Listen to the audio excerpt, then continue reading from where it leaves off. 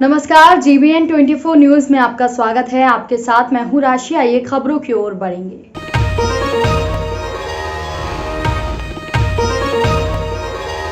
12वीं की छात्राओं के द्वारा रिजल्ट में सुधार की मांग को लेकर बीते दिन धनबाद में प्रदर्शन कर रहे प्रदर्शनकारी छात्र छात्राओं पर पुलिस के द्वारा बर्बरतापूर्वक लाठीचार्ज किया गया था। इसमें कई छात्र घायल हुए थे। इसी को लेकर संगठन के द्वारा रांची सहित पूरे झारखंड में विरोध प्रदर्शन किया जा रहा है। वहीं रांची कॉलेज स्थित कार्यकर्ताओं के द्वारा झारखंड सरकार और शिक्षा मंत्री का पुतला दहन किया गया। एबीवीपी के द्वारा धनबाद में हुई छात्रों पर लाठीचार्ज का कड़ा विरोध जताया। उन्होंने कहा कि अगर कार्रवाई नहीं होती है तो पूरे राज्य भर में हम उग्र आंदोलन करेंगे। अभी जो इंटर के छात्र छात्राओं के साथ राज्य सरकार की दोगली नीति चल रही है, एक तरफ लगभग 40,000 बच्चों को फेल कर दिया गया है, जिसको लेकर के अखिल भारतीय विद्यार्थी परिषद लगातार चरमबंद आंदोलन कर रही है। शिक्षा मंत्री का आवास का घेराव हो या फिर जैक प्रशासन का घेराव हो, इसी को लेकर के अखिल भारतीय विद्यार्थी परिषद के कार्यकर्ता कल धनबाद एसडीएम को गए, धनबाद एसडीएम से बात करने गए। वहाँ पे राज्य के स्वास्थ्य मंत्री बन्ना गुप्ता की उपस्थिति में वहाँ के अखिल भारतीय विद्यार्थी परिषद के छात्र छात्राओं के ऊपर बर्बरतापूर्वक लाठीचार्ज किया जाता है और उनकी आवाज़ों को दबाने का प्रयास किया जाता है, जिसका हम कड़ी शब्दों पर निंदा करते हैं। और आज अखिल भारतीय विद्यार्थी परिषद पूरे प्रांत के हर जिले के जिला मुख्यालय के सामने राज्य सरकार और शिक्षा मंत्री का पुतला दहन करने का काम कर रही है। हम इस पुतला दहन के माध्यम से बताना चाहते हैं कि राज्य सरकार और शिक्षा मंत्री अगर अपने कान नहीं खोलते हैं और इन इंटर के बच्चों को सूद नहीं लेते हैं और इनके साथ अगर न्याय नहीं होता है तो अखिल भारतीय विद्यार्थी परिषद लगातार चरमबद्ध आंदोलन पूरे प्रदेश में करती रहेगी। मोनू शुक्ला, प्रदेश सह मंत्री, अखिल भारतीय विद्यार्थी परिषद। और क्या वार्निंग देना चाहते हैं? मामला यही है कि राज्य सरकार जो है हमारे छात्राओं के आवाज़ को दबाना चाहती है। वो अपने अधिकार के लिए लड़ रही थी, अपने हक की लड़ाई लड़ रही थी और अपनी गलतियों को छिपाने के लिए, छात्राओं की आवाज़ दबाने के लिए कल धनबाद में ये जितनी भी छात्राएं जो आंदोलन कर रही थी उन पर लाठी बरसाया गया। वो भी पुरुष जो ये पुलिसकर्मी थे उन लोगों ने उन पर लाठी बरसाई है। और हम लोग यही कहना चाहेंगे कि धनबाद के जो एसडीओ है उन्हें बर्खास्त किया जाए, उन्हें इस्तीफा वो दे हम। और छात्राओं पे जो लाठी बरसाई है वो हम लोग कभी बर्दाश्त नहीं करेंगे और उसके लिए हम लोग आंदोलन करेंगे। मैडम, और आगे की रणनीति क्या रहेगी अगर गंभीर नहीं होती है? अगर सरकार गंभीर नहीं होती है तो पूरे प्रांत में सभी एक साथ मिल के हम लोग उग्र आंदोलन करेंगे।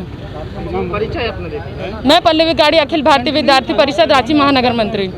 रिम्स हॉस्पिटल में आउटसोर्सिंग के तहत कार्य कर रहे नर्सों के द्वारा सरकार के खिलाफ विरोध प्रदर्शन किया जा रहा है। नर्सों ने कहा कि कोरोना महामारी के दौरान जान की परवाह किए बगैर हम सभी का सेवा करते रहे और निष्ठापूर्वक हमने काम किया, लेकिन फिर भी सरकार ने हमारे वेतन को रोका। हमने अपने वेतन की मांग को लेकर सरकार से गुहार लगाई। स्वास्थ्य मंत्री बन्ना गुप्ता से भी मिले, लिखित आवेदन दिया। मंत्री के द्वारा आश्वासन देने के बाद भी हम लोगों को वेतन भुगतान नहीं किया गया। अब नर्सों को RIIMS रिम्स प्रशासन के द्वारा ना तो हॉस्टल में रहने दिया जा रहा है, ना ही खाने को भोजन दिया जा रहा। इसी को लेकर नर्स एकत्रित हुए और मुख्यमंत्री से मिलना चाह रहे थे, लेकिन पुलिस प्रशासन के द्वारा मोरवादी के पास उन्हें रोका गया। नर्सों का कहना है कि हमने अपना बकाया वेतन दे दिया जाए, नहीं तो उग्र आंदोलन हम करेंगे। हमारे पास खाने और रहने को जगह नहीं है, पैसे नहीं है, या तो हम आत्मदाह कर लेंगे, नहीं तो बकाया राशि हमें दी जाए। हम लोग रांची रिम्स में काम किए, हम लोग इतना कोविड में ड्यूटी किए हैं। हम लोग का 1 साल का कॉन्ट्रैक्ट में रखने के लिए बोला गया था, फिर उसके बाद 6 महीना हुआ, फिर उसके बाद 3 महीना। अभी बोला जा रहा है कि अब तुम लोग काम मत करो। हम लोग क्यों काम नहीं करेंगे? हम लोग भूखे प्यासे आते थे, सब छोड़ छाड़ के भाग गई, इधर उधर फिर आ गई। फिर इतना कोविड में हम लोग ड्यूटी किए, कोरोना में हम लोग पेशेंट को छुए और सब भाग रहा था इधर उधर, तब किसी को नहीं समझ में आया। और अभी हम लोग को बोल रहा है कि काम से हट जाओ, मत काम करो। हम लोग को अभी तक सैलरी भी नहीं दिया है, क्यों नहीं ये करेंगे? हम लोग को 3 महीने का और बढ़ा दे और हम लोग को और रखा जाए और हम लोग और काम करेंगे। स्वास्थ्य मंत्री बोला 24 घंटा में देंगे, 2 महीना हो गया नहीं दिया। स्वास्थ्य मंत्री बोला था 24 घंटे में मतलब तुम लोग का सैलरी मिल जाएगा। अभी तक सैलरी नहीं मिला, लिखित भी मिला था लेकिन अभी तक नहीं मिला। कुछ भी किसी का बात वैल्यू नहीं है, इसीलिए हम लोग CM ये मुख्यमंत्री के पास हम लोग जा रहे हैं। नाम क्या हुआ? मेरा नाम राजोबाला कुमारी है। के पास, ठीक है, हम लोग को नहीं जाने दिया जा रहा। हम लोग कोविड वार्ड में 3 महीना काम किए जब कोरोना था, तो अब जब काम निकल गया तो हम लोग को निकाला जा रहा है। प्लस 3 महीने से हम लोग को पेमेंट नहीं मिला, हॉस्टल से भी निकाला जा रहा है, खाने के लिए भी नहीं मिल रहा है, और हम लोग को रहने के लिए भी कहीं जगह नहीं है, ना पैसा है कि हम लोग खा पी पाए। तो बताइए हम लोग कहाँ जाएंगे। अब हम लोग स्वास्थ्य मंत्री जी बोले थे कि तुम लोग को मिल जाएगा, 2 महीना के अंदर पेमेंट मिल जाएगा। आज 2 महीना का पेमेंट मिल जाएगा, आज 1 महीना हो गया, 24 घंटा का टाइम दिए थे कि मिल जाएगा, अभी तक पेमेंट नहीं मिला।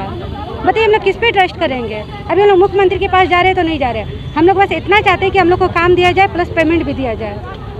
कितने लोग हैं आप लोग? हम लोग 300 से प्लस है। क्या नाम है आपका? मेरा नाम शबाना परवीन है। स्टाफ है, हम लोग को सैलरी चाहिए टाइम पे और एक्सटेंशन के लिए 1 साल को बोला गया था, 3 महीने में ही जबरदस्ती हटाया जा रहा है, तो वो नहीं, हम लोग को आगे एक्सटेंड किया जाए। क्योंकि वाकई में हम लोग जहाँ हर पोस्ट में हर डिपार्टमेंट में हम लोग काम कर रहे हैं, हम लोग को पता है कि हर जगह स्टाफ की बहुत किल्लत है, तो हम लोग को एक्सटेंड किया जाए। आप लोग अभी कहाँ जा रहे हैं? अभी हम लोग मुख्यमंत्री आवास जा रहे हैं, हर जगह हम लोग ट्राई कर लिए, बन्ना गुप्ता तक जा चुके हैं, कहीं कोई सुनवाई नहीं हो रहा है। तो हम लोग को लिखित भी दिया गया था बन्ना गुप्ता से कि 24 घंटे के अंदर सैलरी मिलेगी, पर 2 महीना हो गया, कोई कार्रवाई कुछ नहीं हो रहा है। प्रशासन के द्वारा क्या कहा? प्रशासन के द्वारा कुछ नहीं, सिर्फ तो हम लोग को रोकने का काम कर रहा है, रोका जा रहा है, जबरन जबरदस्ती हम लोग को रोका जा रहा है। हम लोग शांतिपूर्वक से हम लोग जा रहे थे मुख्यमंत्री आवास, क्योंकि लास्ट ऑप्शन हम लोग को वही बचा है, उन्हीं के पास अपना मांग रखना है। हम लोग 750 लोग हैं, हर लोग यहाँ मौजूद नहीं है, पर हम लोग टोटल 750 लोग हैं। क्या नाम है आपका? मोहम्मद शफीक आलम। खबर रोहतास जिले के डेहरी से है, जहां पर राजद नेत्री और पूर्व केंद्रीय मंत्री डॉक्टर कांति सिंह ने सीएम नीतीश कुमार के जनता दरबार पर सवाल खड़े किए हैं और कहा है कि उनके जनता दरबार में ज्यादातर शिकायतें जो हैं वो उनके अफसरशाही की हैं। सरकार के अफसरों के सताए हुए लोग जनता दरबार में पहुंच रहे हैं। उन्होंने डिहरी में पत्रकारों से बातचीत करते हुए कहा कि 2 साल पूर्व जिस मामले को लेकर लोग सीएम के पास जा रहे थे, आज भी उसी मामले को लेकर सीएम के दरबार में लोग पहुंच रहे हैं। इससे साबित होता है कि नीतीश जी के अफसरों ने आम लोगों को कितना प्रताड़ित किया है। साथ ही उन्होंने जातिगत जनगणना की सिफारिश करते हुए कहा कि अगस्त का महीना है और इसी महीने में पूर्व प्रधानमंत्री वीपी सिंह ने मंडल कमीशन की सिफारिश को लागू किया था। आज जरूरी है कि तमाम जातियों की गणना हो ताकि सरकार को योजना बनाने में सहूलियत हो। उन्होंने ये भी कहा कि जातीय गणना उसका अधिकार है, उसे वो लेकर रहेंगे। अभी तो जनता दरबार लगा रहे हैं ना, जनता दरबार में खुल रही है पोल कि उनके प्रशासन के लोग जो अफसरशाही चरम सीमा पर बढ़ी हुई है कि यहाँ तक कि नीतीश के भी कहने को बात को नहीं किया जा रहा। जो लोग 2 साल पहले गए थे नीतीश के पास, वही समस्या को लेकर के आज फिर उसी समस्या को लेकर जा रहे हैं। तो आज हमारे लिए बहुत बड़ा दिन है कि हम पिछड़ों की लड़ाई को लड़ने के लिए जब तक उसको हम ताकत नहीं देंगे, और कोई हम भीख नहीं मांग रहे हैं, हम अपना अधिकार मांग रहे हैं, उस अधिकार को हम लेके रहेंगे। और नहीं जब तक मिलेगा जातीय जनगणना की नहीं होगा तब तक हम इसका आंदोलन चलाते रहेंगे। झारखंड के पारा शिक्षकों के लिए बड़ी खुशखबरी है। राज्य के शिक्षा मंत्री जगन्नाथ महतो ने आश्वासन दिया है कि कोई भी पारा शिक्षक हटाए नहीं जाएंगे। राज्य में पारा शिक्षकों की संख्या 65,000 है और वो बिहार की तर्ज पर झारखंड में नियोजित होंगे। शिक्षा मंत्री के साथ पारा शिक्षकों की वार्ता में इस बात पर सहमति बनी है, पारा शिक्षकों की आकलन परीक्षा के आधार पर उनका स्थायीकरण होगा। पारा शिक्षकों को आकलन परीक्षा उत्तीर्ण होने के लिए 3 अवसर मिलेंगे। वैसे पारा शिक्षक जो 3 बार में भी उत्तीर्ण नहीं हो पाएंगे, उन्हें सेवा से हटाया नहीं जाएगा। शिक्षा मंत्री जगन्नाथ महतो मंगलवार को इसे लेकर विभाग के पदाधिकारियों के साथ बैठक करेंगे। पारा शिक्षकों को निर्धारित वेतनमान मिलेगा। आकलन परीक्षा 100 अंकों की ली जाएगी। बिहार से नियमावली मंगाकर उसका अध्ययन राज्य में भी लागू किया जाएगा। झारखंड राज्य के लिए और शिक्षा विभाग के लिए बहुत महत्वपूर्ण बैठक था। इस महत्वपूर्ण बैठक में प्रदेश के लोगों को बहुत बड़ा सहयोग रहा और जो हमारे शिक्षक संघ के सभी नेतृत्व जो कर रहे हैं, सभी लोग का भी सहयोग रहा जो और उनके साथ आए हैं पारा शिक्षक लोग, सबको सहयोग रहा और लगभग सफलतापूर्ण मीटिंग, सौहार्दपूर्ण मीटिंग हुआ। इस मीटिंग में यही तय हुआ कि बिहार का जो पारा शिक्षक का जो जो नियमावली बना है उसी के तर्ज पर हम लोग आगे इसका निर्णय लेंगे। इसका सभी का सहमति बना। दूसरी बात, तत्काल हम समय नहीं देते हुए, सोमवार का छुट्टी है, मंगलवार को हम लोग अपने अधिकारी का कुछ वेतन मान के लिए हम लोग बैठेंगे, तय करेंगे। जो तब तक नियमावली बनते रहेगा तब तक हमारा जो पार्टी का सफ़र कर रहे हैं, इसके लिए हम लोग मंगल को बैठेंगे और फिर पुनः 18 तारीख को संघ के नेताओं के साथ बैठकर पूर्ण निर्णय लेके इस समस्या को समाधान करके खत्म कर देंगे। तो क्या निर्णय हुआ? फैसला क्या हुआ? निर्णय तो आगे बोल दिए क्या कि बिहार की तर्ज पर एक अति बनेगा, नियमावली बनेगा, ये तय हो गया। दूसरी बात है, इसका कुछ वेतनमान की बातें आया, उसके बाद आया कि हम लोग का किसी को ठीक नहीं है, तो उसका हम लोग आपका बढ़ोतरी के लिए बैठक, बढ़ोतरी नहीं, इस बात के लिए बैठक करेंगे हम लोग मंगलवार को विभाग की ओर से। और विभाग को बैठक करने के बाद पुनः 18 तारीख संघ के नेताओं के साथ बैठेंगे और फाइनल कर देंगे। ये मामला अब नहीं रहेगा, कोई भी आएगा जाएगा, आते रहेगा जाते रहेगा, लेकिन हमारे पारा टीचर लोग रहेंगे, स्कूल रहेगा, शिक्षा विभाग रहेगा। हम लोग 18 तारीख को फाइनल करेंगे। तो बिहार की नियमावली में क्या क्या है? कुछ बताए होंगे, चर्चा हुई होगी। हम लोग पूरा गजट कुछ है मेरे पास, लेकिन पूरा गजट नहीं है। हम बिहार का महाधिवक्ता का क्या राय है वो नहीं था। इसमें है कि आकलन परीक्षा 3 बार लेना, पास मार्किंग जो बिहार किया है हम यहाँ भी करेंगे, इस पर सहमति बना है। और 3 बार के बाद जो जिस तरह बिहार किया है उसी तरह हम लोग करें। जैसे प्रत्येक बार होता क्या था, कोई आधा छत्तीसगढ़ चल गया, आधा मध्य प्रदेश चल गया, वो नहीं। इस बार एक ही राज्य का तय हुआ कि बिहार का जो नियमावली बना है उसी के तर्ज पर नियमावली बना है। इसका मतलब ये हुआ कि आकलन परीक्षा के बाद पारा शिक्षकों को नियोजन करेंगे, वेतनमान देंगे। हाँ, जो मतलब नहीं निकालिए, वो नियमावली में है सर, जो नियमावली में है हाँ वही होगा, वही होगा। हाँ। तो यह मानने में कोई बुराई नहीं ना सर कि आकलन परीक्षा के बाद वेतनमान 60 साल का नियोजन? वो तो 60 साल का हम करीब हो ही गया, वो हो गया। ये 60 साल में कहीं कोई किंतु परंतु नहीं है जी। 60 साल हमारे जो टीचर हैं, हम लोग भी नियम बना रहे थे कि हम लोग 1 to 5 और 6 to 8 जो नियम बनेगा उसमें जो परीक्षा देगा वो उसको वेतनमान दिया जाएगा। जो फेल कर देंगे वो रहेंगे पढ़ाई पर जी, लेकिन वेतनमान पर जो चल रहा है, मानदेय जो चल रहा है उसी तरह का बरकरार रहेगा, हटाएंगे नहीं, किसी को नहीं हटाएंगे। संजय जी आप भी इस बात पर सहमति जताइए, थोड़ा कैमरा उधर कर दीजिएगा, बोलिए माइक में। मंत्री के साथ आप लोगों को मीटिंग हुआ, क्या क्या बातें हुई और क्या क्या फैसला हो लिया गया मंत्री द्वारा? आज माननीय मंत्री जी के आवास पर बैठक पारा शिक्षक प्रतिनिधियों के साथ था। आज निर्णय यही हुआ जो पारा शिक्षकों को बिहार के तर्ज पर वेतनमान दिया जाएगा। 11 तारीख को विभागीय पदाधिकारियों के साथ मंत्री जी पुनः बैठेंगे और 18 अगस्त को पारा शिक्षक प्रतिनिधि, विभागीय पदाधिकारी और मंत्री की अध्यक्षता में बैठक होगी और उस दिन घोषणा हो जाएगी कि पारा शिक्षकों को बिहार के तर्ज पर वेतनमान दिया जाएगा। एक ही लाइन में निर्णय हुआ है जब बिहार के तर्ज पर समस्त पारा शिक्षकों को वेतनमान दिया जाएगा। वर्तमान स्थिति में चूंकि उसमें आकलन परीक्षा अंकित है, तो वर्तमान स्थिति में पारा शिक्षक जो प्रशिक्षित हैं उनकी मानदेय में भी बढ़ोतरी होगी। जो टेट पास साथी कर चुके हैं वो टेट पास साथियों को तत्काल वेतनमान दिया जाएगा। कितना वेतनमान क्या है कुछ? बिहार में जो वेतनमान है 5200 से 20,000 का वही लागू होगा। ग्रेड पे जिस तरह से बिहार में दिया गया है उसी तरह से ग्रेड पे दिया जाएगा। मतलब कहने का मतलब कंक्लूड तरीके से यही है कि बिहार में जो नियमावली है वही झारखंड में लागू होने जा रही है।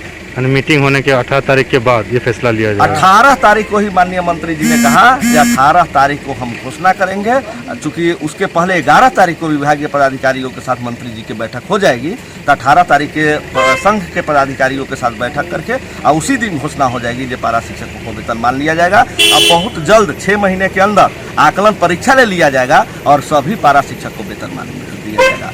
जो पारा शिक्षक परीक्षा में 3 बार दिया जाएगा चांस, अगर फेल कर जाते हैं 3 बार में भी तो उनको हटाया नहीं जाएगा, उनको मानदेय पर रखा जाएगा। इधर राज्य के शासन मंत्री बन्ना गुप्ता आज जमशेदपुर की सड़कों पर ऑटो चलाते हुए नजर आए, जहां उन्होंने ऑटो डिप्लोमेसी के जरिए ऑटो चालकों से अपने ऑटो को सीएनजी में कन्वर्ट करने की अपील की। साथ ही शहर के ऑटो चालकों से उन्होंने कई तरह की बातचीत। वैसे बन्ना गुप्ता जमशेदपुर पश्चिम से विधायक भी हैं और यही कारण है कि उन्हें जब भी मौका मिलता है वो अपने विधानसभा क्षेत्र में अनायास ही निकल पड़ते हैं। लेकिन आज मौका खास था, वो इसलिए कि मंत्री ने अपने राजनीतिक करियर की शुरुआत ऑटो चालकों की राजनीति से ही की थी। वैसे सरकार के द्वारा सभी ऑटो को सीएनजी में कन्वर्ट करने का फरमान जारी करने के बाद ऑटो चालक नाराज चल रहे थे। इसके बाद अब जमशेदपुर पश्चिम के विधायक बन्ना गुप्ता, जिन्होंने ऑटो चालकों की राजनीति से ही अपने राजनीतिक करियर की शुरुआत की है, इनकी बदौलत वो 2 बार राज्य के मंत्री बनने में सफल हुए हैं। आखिर उनकी नाराजगी कैसे दूर हो, इसको लेकर स्वास्थ्य मंत्री ने ऑटो डिप्लोमेसी के जरिए ऑटो चालकों का दिल जीतने का काम किया है। हालांकि इस दौरान ऑटो चालक खुश दिखे, लेकिन सरकारी आदेशों को ऑटो चालक इतनी आसानी से मान लेंगे ऐसा संभव नहीं है। वैसे स्वास्थ्य मंत्री ने इशारों ही इशारों में ऑटो चालकों को सीएनजी का गुण और दोष भी बताया है। वैसे स्वास्थ्य मंत्री ने प्रशासनिक विभाग से ऑटो चालकों पर सख्ती कानून न थोपने की गुजारिश की है। बन्ना गुप्ता गरीब का बेटा, गरीब का नेता है और टेम्पू चालक, रिक्शा वाला, गरीब दुकानदार सबका नेता है। और आप जानते हैं कि गरीब टेम्पो चालकों की लड़ाई लड़ते लड़ते कई बार हमको जेल भी जाना पड़ा है। और आज यदि परमपिता परमेश्वर की कृपा हुई है, या सेवा करने का मौका हमको राज्य जनता के लिए मिला है एक जनप्रतिनिधि के रूप में, तो कम से कम मेरा जो गरीब साथी है उसको ये एहसास हमेशा होना चाहिए कि बन्ना गुप्ता सामाजिक न्याय, धर्मनिरपेक्षता की रक्षा करने वाला पहले भी था, आज भी है, भविष्य में भी रहेगा और गरीबों की आवाज उठाता था, उठाता हूँ, उठाता रहूँगा। देखिए बहुत सारा हमारा ऑटो का समस्याएं हैं। हमने ट्रांसपोर्ट कमिश्नर को भी कहा है, ट्रांसपोर्ट के सचिव को भी कहा है और धीरे धीरे बहुत सारी समस्याएं दूर भी हो रही हैं और हम समझते हैं कि सब चीज़ें समयबद्ध तरीके से सुसज्जित हो जाएंगी। सीएनजी लगाने की जो अभी 6 महीने का समय दिया गया है, ऑटो वाले सक्षम नहीं है लगाने के, उसके लिए क्या करें? सभी टेम्पो वालों को सीएनजी लगाने के लिए 6 महीने का समय दिया गया है। सीएनजी देखिए एक अच्छी व्यवस्था है, इससे हम सहमत हैं, क्योंकि जिस तरीके से इन्वायरमेंट में विभिन्न प्रकार की परेशानियां हो रही हैं, ग्लोबल वार्मिंग की भी बात उठती है, तो ऐसे समय में हम लोगों को निश्चित तौर पर चाहिए कि हम जो है सीएनजी वगैरह का इस्तेमाल करें ताकि जो है हमारा वातावरण ठीक रहे। लेकिन वो उसको बहुत तरीके से करने की ज़रूरत है, पार्ट बाई पार्ट। लेकिन एक बार में यदि गरीब आदमी को एक बार में गरीब आदमी के माथे पर थोप दिया जाएगा तो वो सकेगा नहीं, इसलिए उसको तरीके से करना होगा और हम लोग तरीके से करवाएंगे।